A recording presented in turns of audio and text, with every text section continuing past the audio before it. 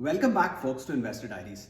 Have you ever wondered that you wanted to buy a stock and then it goes up 5x or 10x in a space of months or a couple of years or a few years even?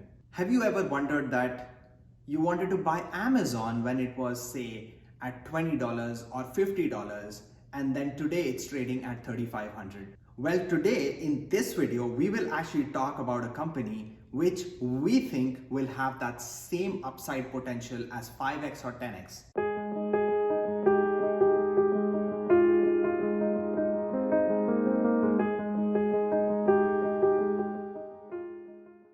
So the company in question here is Astra.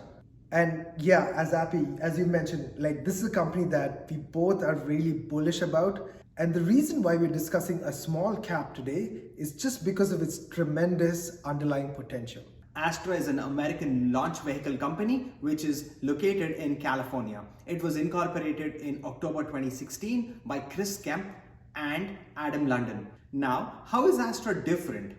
On its website, they say, for almost 5 years, we've been building a space company unlike any other. Thanks to the help of our amazingly talented team of engineers, designers, fabricators, and operators, Astra is the fastest privately funded company in history to reach space. With over 50 launches under contract, we will begin delivering customer payloads into low Earth orbit in the summer of 2021.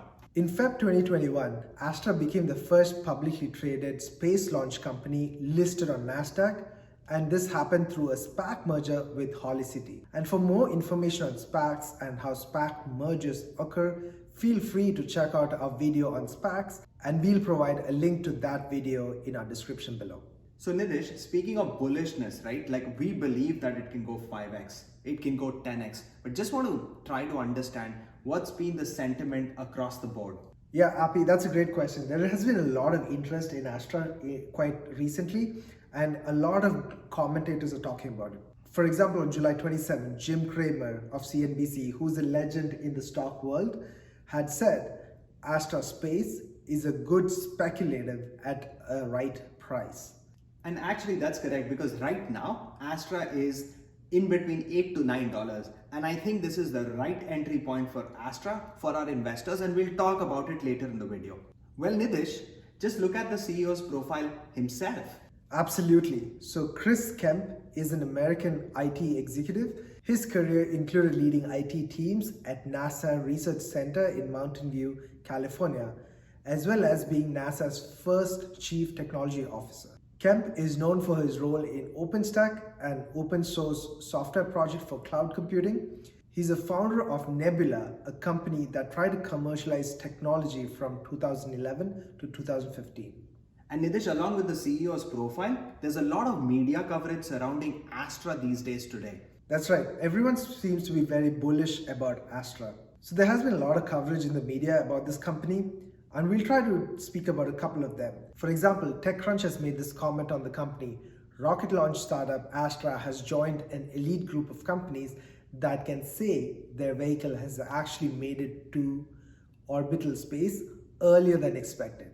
This marks a tremendous win and milestone for Astra's rocket program. Additionally, Bloomberg has quoted on Astra, "Going fast in the aerospace business is a rarity, but the US government has made speedy rocket launches something of a national priority, and Astra stands as a Department of Defense darling right now."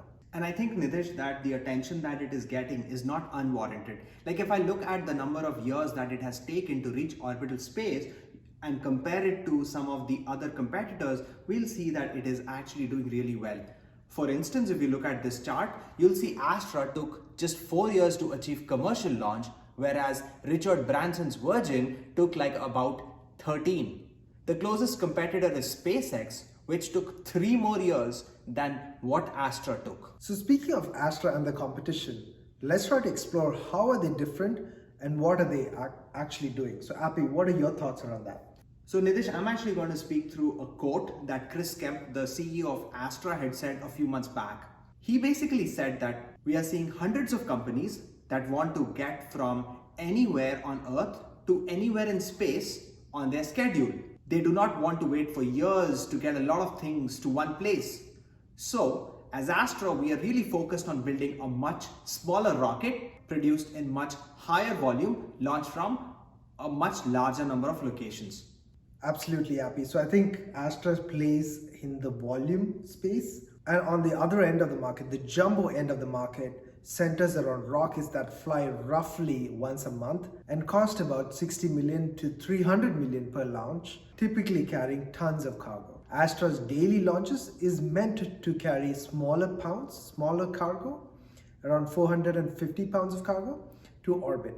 So it's not technically competing with the larger players that are currently in the market. Yeah, absolutely, Nidesh. So if I look at this chart, I will actually see that payloads in pounds, that is also least in case of Astra. The cost of launch is also least, and then similar things where total thrust in pound force or total height in feet that Astra wishes to accomplish. Now, contracts. Astra also has been in the news for a lot of contracts that it has been awarded. That's right. NASA awarded Astra the Tropics contract, which is a 3-launch mission to observe and analyze the impact of tropical storms. Astra was also awarded a multi-launch contract from Planet Labs, one of the leading small satellite companies focused on Earth observation. And the third one, Astra was awarded a huge contract from the Rocket Systems Launch Program of the Space Force. This agreement positions Astra to compete for several launches over the next 9 years. And we believe that this is one of the biggest contract wins because it's actually engaged with the US Department of Defense and the US Space Force that is contracting Astra to launch rockets. So right now, Astra has a pipeline of $1.2 billion in contracts that are being negotiated in various areas. The company additionally has its first 50 launches under contract, which represents more than $150 million worth of revenue. So Appy, on that point, what do the haters say? Why are they wrong? Actually, Nidesh, Astra had a minor setback recently, which caused its stock price to go down. Last month, Astra suffered its 6th straight failed rocket launch. And there were signs of trouble right at the start of the launch because first the rocket started moving sideways for a few seconds and then it went up, but then it was never able to recover and fell down after 20.5 miles. Now, when this happened, actually the stock price came crashing down. It fell down by about 25%. And that is what I'm saying. This is a great entry point right now. The stock is in between $8 and $9. And if you believe in the mission of the company, which is that they want to actually have smaller loads, they are learning from their mistakes right now, we think that the stock has great upside potential. Okay, so why are we so bullish? So Astra will again try to launch in a few weeks, and the CEO, Kemp, has said that it has collected a lot of data from its past failed attempts to launch, and it will incorporate everything in its subsequent launches. So they are learning from their past mistakes and they are going in an iterative fashion to improve and evolve. In conclusion, I think that we should definitely go ahead and buy Astra. It is definitely a speculative stock. There is no doubt about it. It is not the Apples and the Amazons of the world, but the upside that it presents, it's actually tremendous.